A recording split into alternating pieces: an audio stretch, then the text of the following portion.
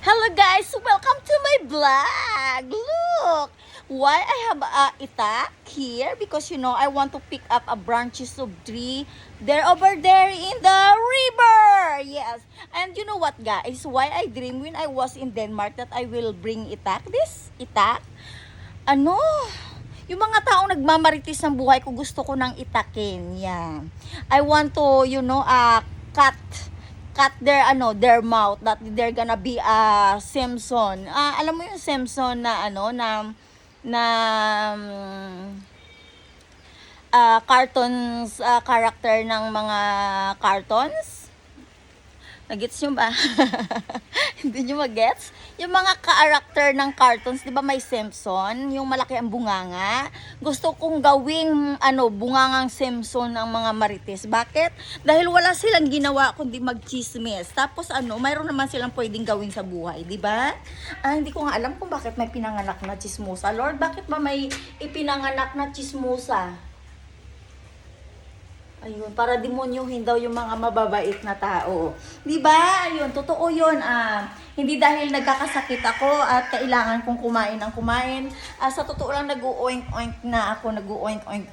And kailangan ko na mag-diet-diet. Sa totoo lang kapag gusto mong kausapin si Lord, nasagot siya. Yes. And alam ko naman kung si Marites o si Maritostos, alam ko yung boses ni Jesus Christ. Yes, hindi sa nagyayabang.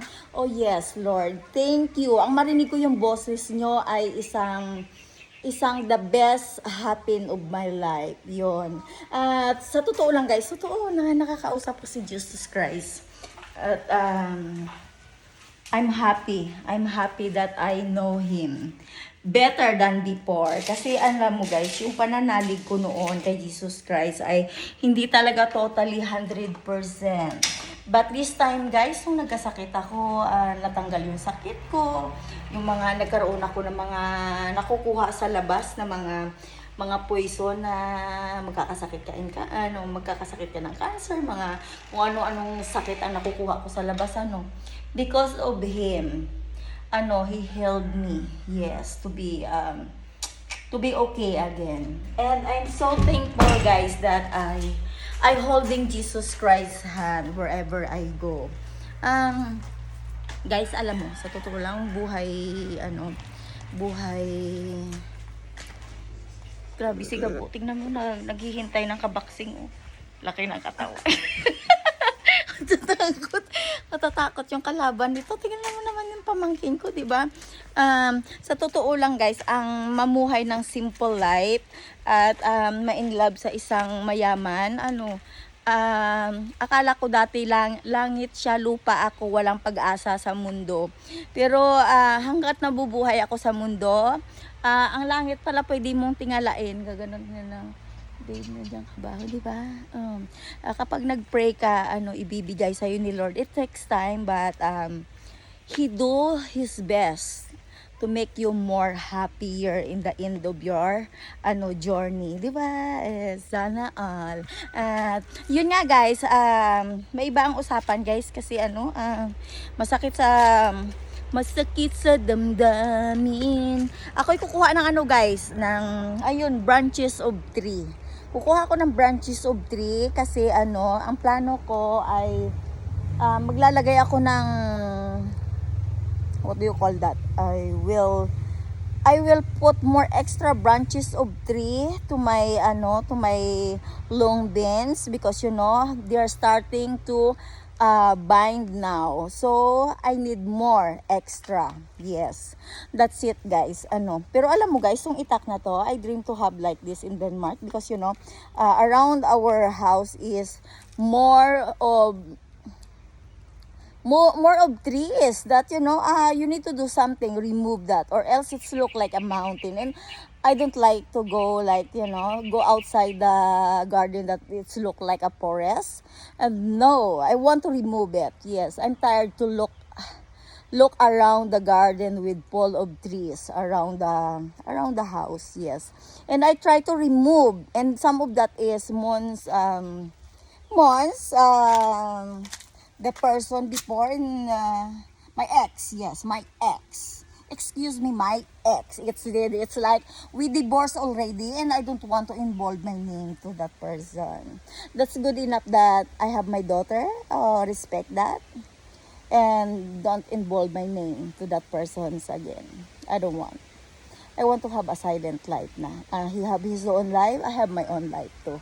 And this time, guys, honest is, I enjoy to live in Philippines. A simple life, yes. And I have my own life, he have his own.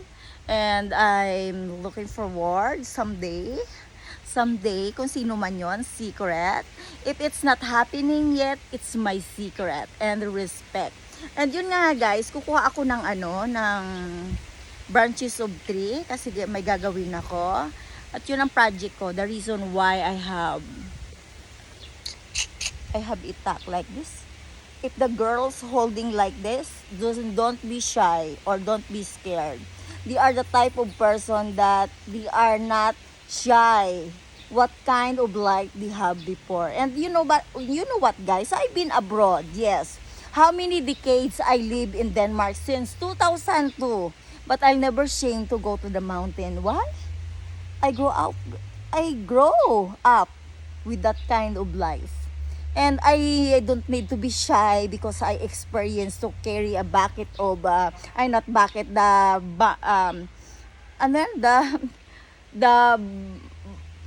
don't know in English. I'm sorry. I need to be honest. I'm poor God. I carry the trees from the mountain. And why I need to be ashamed?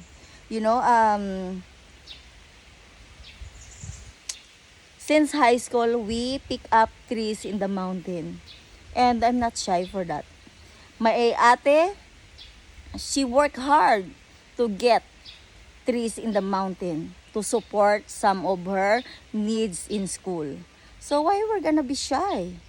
And we support our needs because of trees in the mountain that we use for grills or to make food.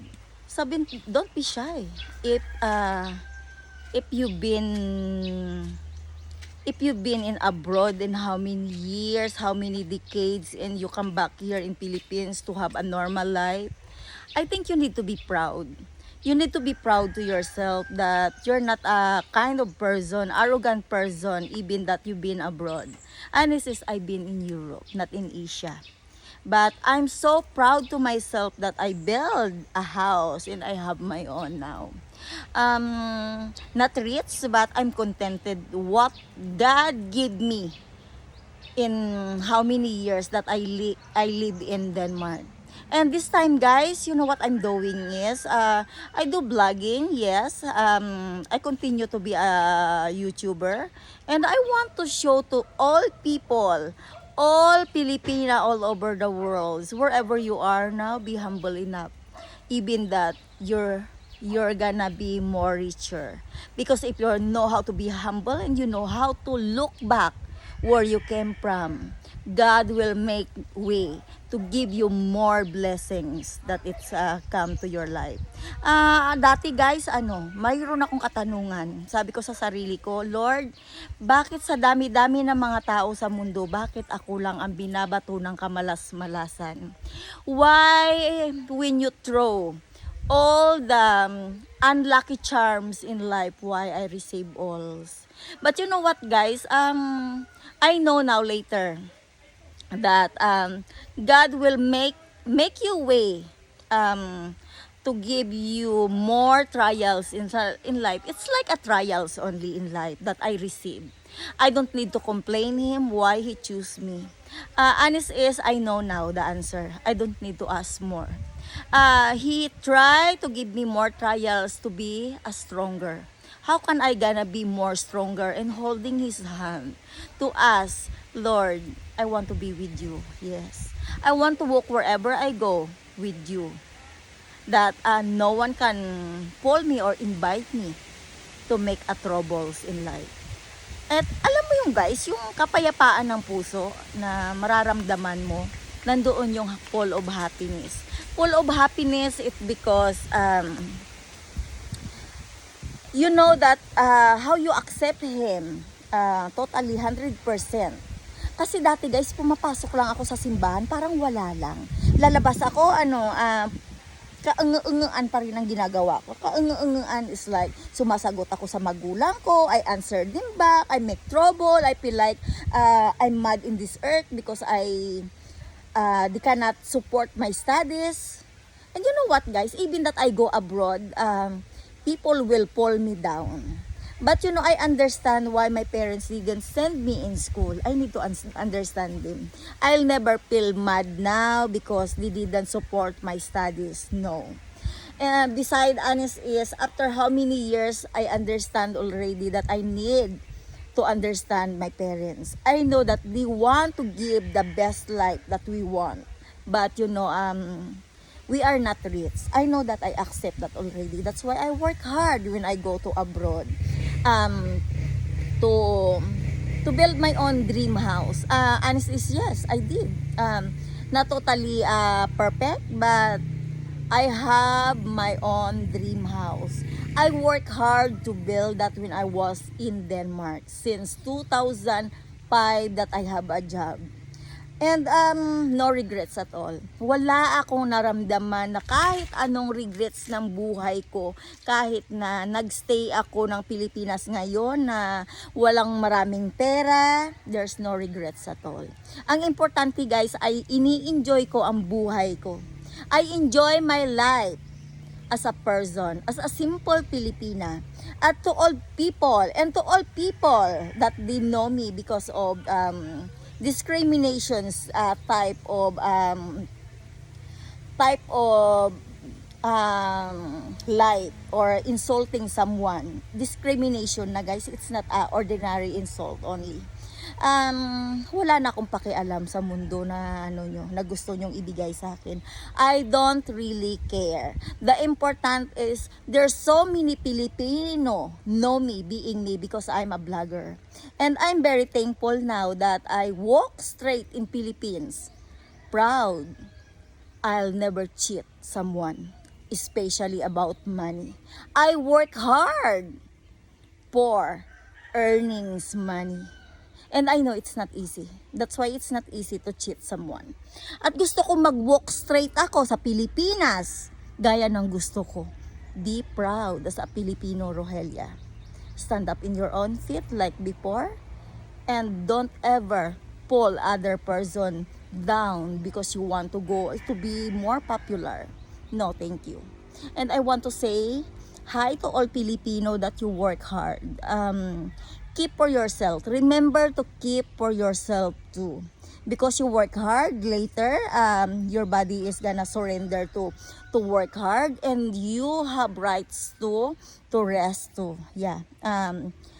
I learned some lessons, yes, but there's no regrets at all. The important is they know, my family knows that I support them more than myself. Yes. And I'm still lucky, very lucky in life. Why? I give what my family needs before, and we're fine. We're helping each other until now. So, to my beloved Tatay in heaven, thank you to guide us, Tay. I know that Nanay and I and my siblings, we have a little problems in the beginning because I feel like that I need to adjust to be with them. But I'm very thankful ako, Tay, kasi gina-guide nyo pa rin ako na not to fight them back. At yeah, I like what I said. I feel sorry to Nanay that I fight her. Honestly, I don't have plan, but yeah, it's happening. Yes. I cry. Ayun, yun lang tayo. We love you so much. And, yeah. Mahal ko kayo. Basta i-guide nyo lang kami lagi na we always tell, Jesus Christ side. Yeah. We love you and miss you so much. Bye-bye. Bye, guys.